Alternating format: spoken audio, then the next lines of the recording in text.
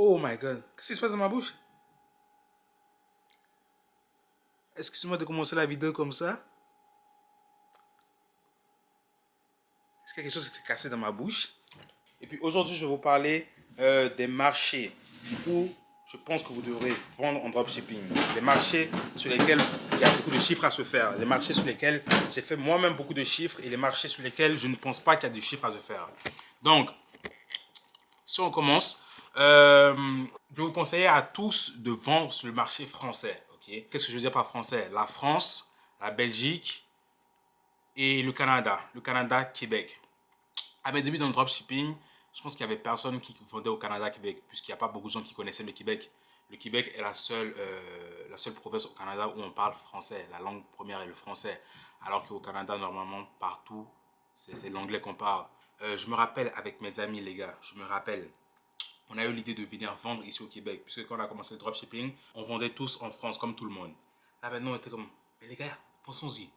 On est au Québec, on parle français ici, on dirait qu'il n'y a personne ici qui vend. On a lancé des produits ici, les gars. Peu importe le produit qu'on lançait au Québec, au Canada, français, les gars, ils cartonnaient. On faisait des chiffres. Peu importe le produit. Vu qu'il n'y avait pas de concurrence ici, il n'y avait personne ici. Donc là, on pouvait prendre un produit en France, le ramener ici au Canada français, au Québec et faire des chiffres avec. Vu qu'il n'y avait personne ici qui tournait. Donc le dropshipping, entre guillemets, était inexistant ici. Donc là, maintenant, on a fait beaucoup de chiffres ici. Je pense qu'on était vraiment dans les premiers. Comme, je ne sais même pas des vannes, on était dans les premiers à amener le drop ici et à le faire fonctionner ici. Donc, si vous commencez le dropshipping, je sais encore. Si vous commencez le dropshipping, je vous conseille de commencer avec le marché français, un marché que vous pouvez maîtriser. Par exemple, si vous êtes en France, vendez en France, les gars. Vendez en France. Il y a de l'argent à se faire en France. Encore aujourd'hui, je vends en France, en euros. Et ça fonctionne bien. Au Canada français, un peu moins qu'avant. Il faut toujours faire des tests comme sur tous les marchés, mais ça fonctionne toujours au Québec, vu qu'il y a beaucoup plus de concurrence, il y a beaucoup plus de gens qui vendent. Donc, l'idéal aussi serait de trouver un marché où il n'y a pas beaucoup de personnes, si tu veux réussir à faire beaucoup de chiffres. Et j'ai déjà fait des tests. J'ai essayé de vendre en Norvège. Allemagne, il y a beaucoup de gens là-bas qui vendent en Allemagne, donc c'est pas un marché inexploité. En Norvège, j'ai déjà demandé même à ChatGPT des pays inexploités, des pays qui ont où les gens ont un bon salaire. Vous voyez comme ça là maintenant ils ont un bon pouvoir d'achat. Un pays où il y a quand même une grosse, il y a quand même beaucoup d'habitants là-bas. Il m'en avait quand même donné beaucoup là, mais j'ai tout oublié. Mais bon, il y en avait quelques-uns que j'ai testés qui n'ont pas fonctionné, vu que sur Facebook l'audience était vraiment basse. Il n'y avait pas beaucoup de gens sur Facebook dans le pays au niveau de l'audience. Donc là, c'était pas possible de vraiment vendre là-bas. Sinon, je vais continuer à chercher la pépite, le pays où il n'y a pas beaucoup de personnes qui vendent là-bas. Ça serait vraiment la belle vie. Un pays où il n'y a personne qui vend en dropshipping. Ramène un produit là-bas, tu vas vendre. Vu que tu seras le seul à vendre là-bas, c'est sûr que tu vas chiffrer. Mais sinon, de nos jours, je ne pense pas qu'il y a de pays inexploités. Je l'ai dit, vendez en France, vendez au Canada français, vendez en Belgique, ça marche aussi bien la Belgique, en Suisse. Et sinon, si on veut passer à des marchés hors français, hors francophone, il y a l'Allemagne qui est un bon marché quand même. J'ai déjà testé l'Allemagne, mais ça n'a pas vraiment fonctionné pour moi au niveau de Facebook Ads. Sinon, si vous faites du TikTok Ad, du Pinterest Ad, du Google Ad, vous pouvez tester. Il y a l'Allemagne.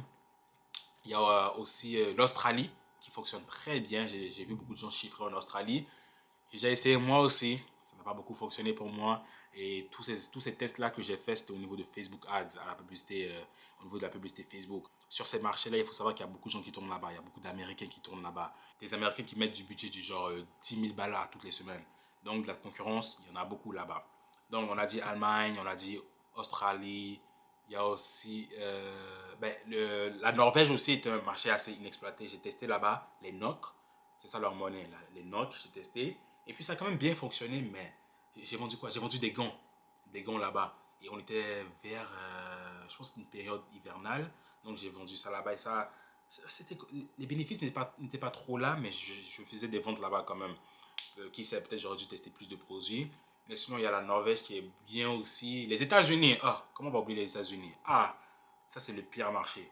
Pour moi, en tout cas. Je le dis encore, c'est selon mes expériences à moi. Vous pouvez faire vos tests à vous et voir. Mais aux États-Unis, les coûts sont tellement élevés au niveau des publicités. En même temps, tous ceux qui sont sur YouTube et qui montrent qu'ils font des chiffres en dropshipping, là, ils sont tous aux États-Unis. Donc là, c'est sûr que le marché, je ne veux pas dire qu'il est saturé là, parce qu'ils sont quoi, 300 millions là-bas, mais il y a beaucoup de gens qui tournent des produits là-bas. comme des publicités en dropshipping, je pense que sur Facebook, les gens peuvent en voir par jour 30. Il y en a tellement. Donc, il y a tellement de concurrence là-bas, il y a tellement de gens qui tournent des produits là-bas. Donc là, moi, à chaque fois que je teste aux États-Unis, même un ami à moi, c'est pareil pour lui, à chaque fois qu'on teste des produits aux États-Unis, les coûts sont tellement élevés. Par clic, tu peux avoir 2 dollars par clic. Et c'est trop ça. C'est trop, 2 dollars par clic sur Facebook Ads.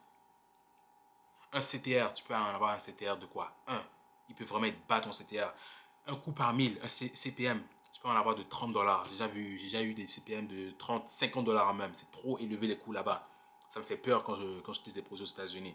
Mais bon, ça se trouve, si j'avais testé le bon produit aux États-Unis, les coûts auraient été bas parce qu'il n'y aurait pas eu beaucoup de personnes qui auraient tourné le même produit que moi.